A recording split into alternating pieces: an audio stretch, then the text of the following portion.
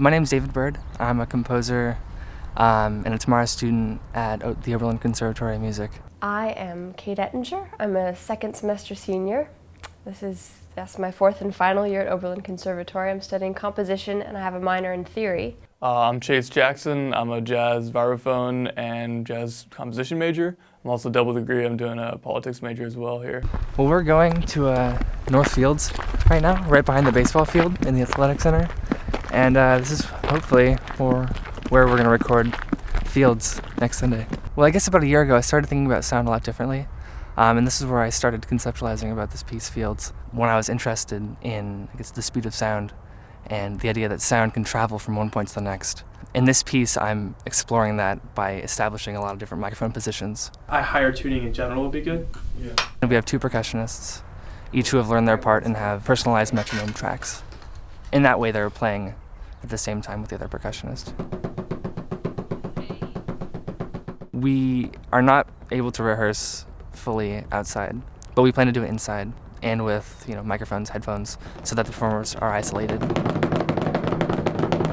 I mean, this piece has so much involved with it in terms of setup and documentation. We'll bring snare drums that are So the performers are about a football field and a half apart. So say like there's going to be one percussionist there and another one about where the trees are over there. So it's a far distance apart. There's about 8 microphones in between them.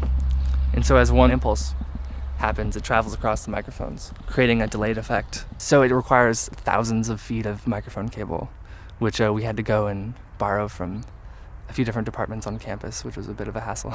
We have a crew of like 6 to 8 people, who are at the microphones making sure they're working. There's phasing throughout the course of the piece, so that hearing the other performer isn't entirely necessary. Phasing is 2 elements in some sort of singularity, slowly going in and out of sync. One performer will speed up, and the other one will stay the same, so that there's this slight kind of like...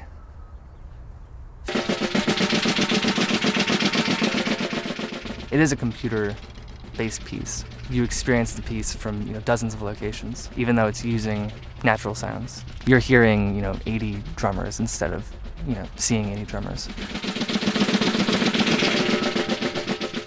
In a way, it was always an experiment for me. I'm super excited. I mean, I don't really know what it's going to sound like at all. I can only guess. With regard to the DVD, I wrote this piece. It's part of a larger project, which is a Mass setting that I'm doing using the kind of Roman Catholic Mass text. And I chose to start writing the final movement first, which is the Agnus Dei. And I'm going to try to do 2 things. Essentially make the Agnus Dei a standalone piece, which is what you're going to see on the DVD, and then also connect the Agnus Dei onto the end of a much longer Mass setting that I'm trying to have prepared for the spring.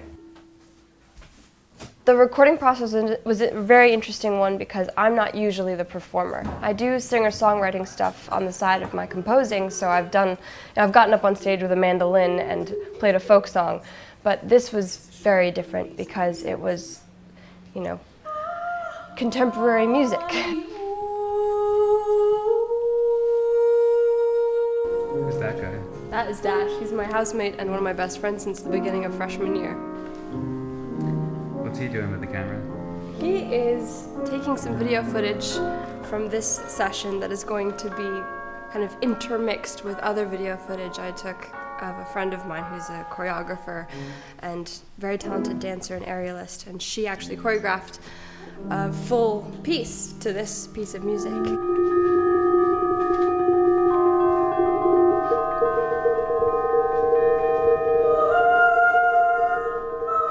My professor, luckily Josh, was there because he's very familiar with the piece and he kind of knows the direction I wanted to go in. I didn't have the benefit of being on the other side of the recording process. I couldn't be looking in on the process and saying, could you make a change here or do more of this there?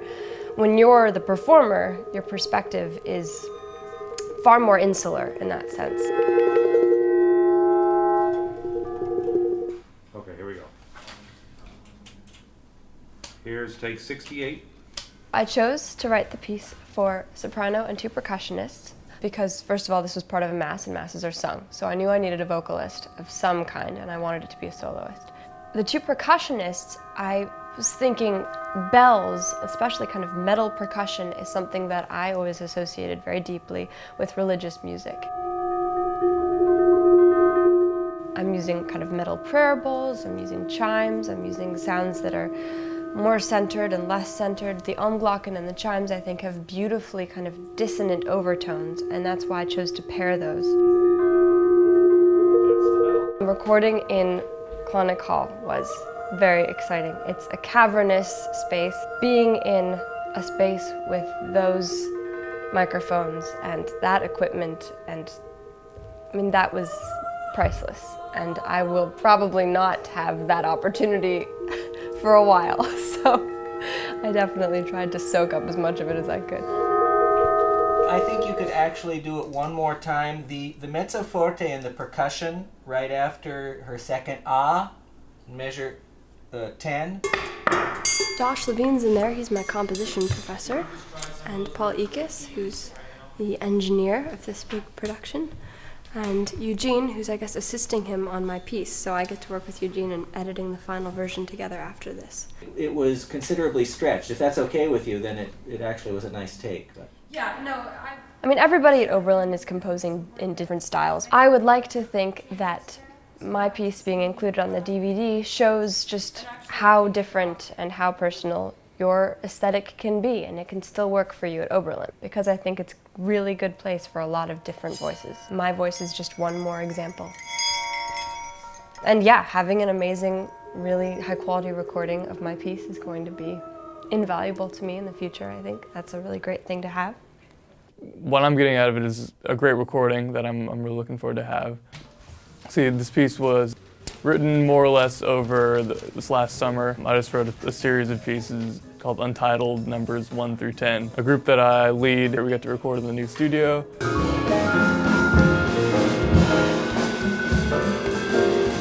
I've recorded a bunch of times, jazz stuff, like acoustic jazz stuff, and then also, I guess this is not really related, but like rock and pop, playing electric bass. I've done the recording stuff where it's multi-tracked, you do overdubs and you know, put it all through Pro Tools and cut everything out, drum replacement. And then this is just much more capturing the acoustic natural sound. Here we go, take 6.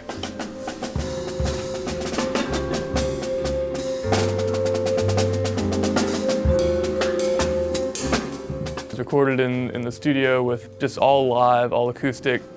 What was interesting for me was the first time I recorded without using headphones, because we were all a little bummed out that we weren't going to be able to hear each other. But it actually made us focus a lot more, and I think we got a better product because of it. It sounds just like we're playing, you know, right in front of you.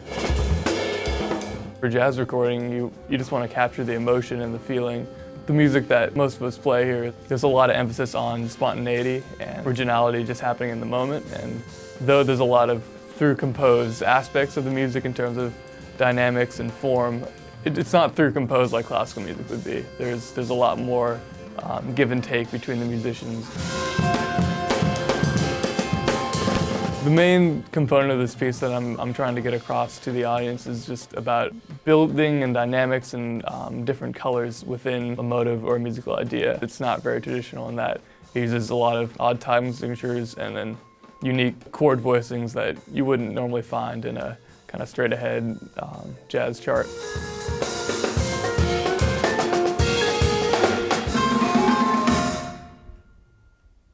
It's actually really easy to find musicians here at the Oberlin Conservatory who were on the same wavelength, or are willing to play unique and original music. I chose this group because we've been playing together, we're all friends. I live with 3 of 5 of the guys. Just like wake up in the morning, we have rehearsal, like remember. It's just really finding people who you have a rapport with, have fun with, in addition to also being really serious about their music and about their own individual style. Yeah, exactly.